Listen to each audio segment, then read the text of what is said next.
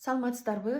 Кесиптешим Айгүл Эжекенин бүгүн өтүнүчүн канааттандырып, мен сиздерге нервтердин сезгениши жөнүндө айтып берем.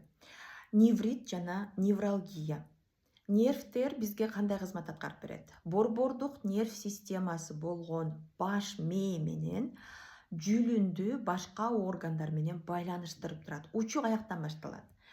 Омурткалардын арасынан 31 жуп нерв чыгат. Ал эми баш бөлүктөн 12 жуп. Ушулар перифериялык нерв системасы деп аталат. Баарын туташтырып созо турган болсо, чоң адамдыкы 75 километрге жетет экен. Караңыздар. Ушулардын артынан анан биз бир нерселерди сезип, биз кыймыл аракеттерди жасап турабыз. Башкача айтканда, мээбиз импульстарды жөнөтүп турат органдарыбызга, булчуңдарыбызга, рецепторлорубузга да. Эми булар качан сезгенип калат? Качан оорулар пайда болот? Неврит жана невралгия деген диагноздар коюлуп калат да. Факторлору бир нече да. Буга чейин нерв оорулары тууралуу мен жетиштүү эле чыгарылыштарды жасадым. Көрүп чыксаңыздар болот. Мына ошолордун эле козгогучтарынын ичинен герпес жатышы мүмкүн күнөөкөр болуп, экинчиси бактерия инфекциялар, мисалы ала турган болсом, дифтерия, бруцеллездун инфекциялары түздөн түз таасир этет, же болбосо алар өздөрү дагы уулуу заттарды бөлүп чыгарат да, мына ошолор дагы жабыркатышы мүмкүн. Үчүнчүсү травма, мисалга тишти алдырган болсоңуз сезгенип калышы мүмкүн бет бөлүктөгү нервтер да, же катуу жыгылдыңыз, бир нерсе басып калды, ошондо жанчылып калат нервтер. Грыжа омуртканын нервтерине келе турган болсок, ал дагы кысып коюшу мүмкүн да. Жана Б тобундагы витаминдердин жетишпестиги, жанагы эле миелин кабыкчасынын, нервтердин ошол талчалардын сыртынан жана изолентанын ролун аткарып турган миелин кабыкчасына керектүү болгон курулуш материалдардын жетишпестиги, ошо айрыкча Б тобундагылар да. Эми экөөнүн айырмасы кандай? Невритте негизинен жанагы кыймыл чектелип калат, булчуңдар бошошуп калат да. Жана көздүн тамырларынын неврити болуп калышы мүмкүн, бул учурда көздүн көрүүсү начарлайт. Көбүнесе эле биз ошол бет тарапта пайда болуп калат дагы, бул да мында кадимкидей кыйшайып бир жагыбызга да, анан узагыраак дарыланууга туура келет да.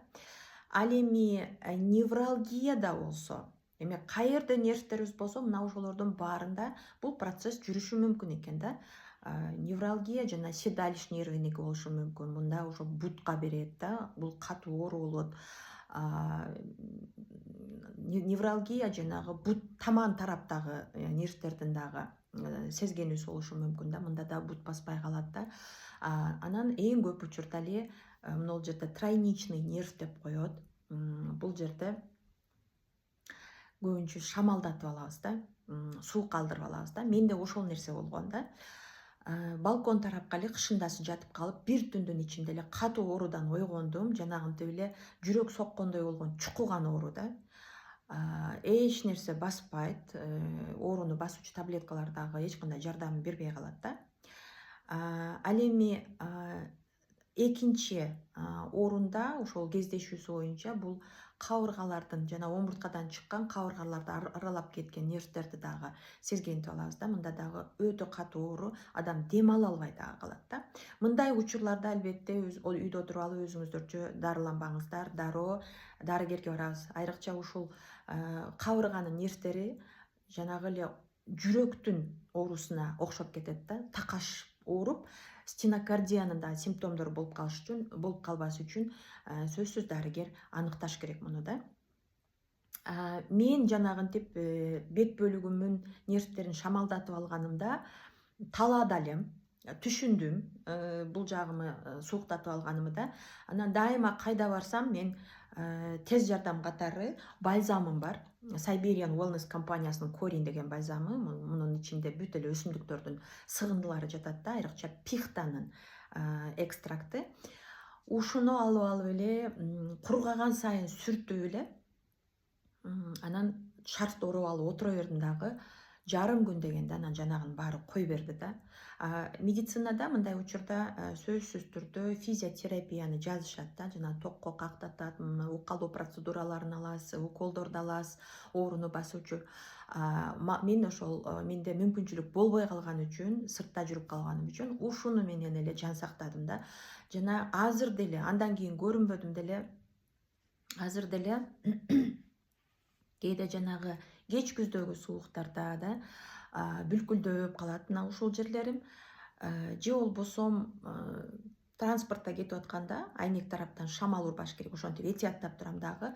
Дароо алдын алып эле бет бөлүгүмө эле эртең менен сыйпайм, анан жарым сааттан жууп салып туруп бет майымы сүртүп көчөгө чыга берем да. Мына ушул тез жардам. Бирок муну менен мен сиздерге үндөбөйм, сөзсүз дарыгерге кайрылат экенсиздер да. Жана бул чала кургатып башты көчөгө чыкпаңыздар, айрыкча жаштарды айтыңыздар да. Нервтерге суук өткөн өтө жаман. Бул мунун дагы артынан олуттуу нерселер пайда болушу мүмкүн да.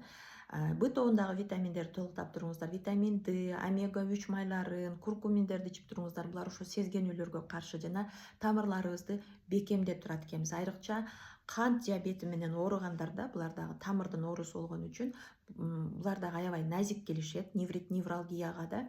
Ошондой эле кан басымы жогору адамдар дагы да. Айтор ушул кан тамырлары менен байланышы бар оорукчандардын баардыгы өзүңүздөрдү этияттаңыздар. Сак саламат болуңуздар.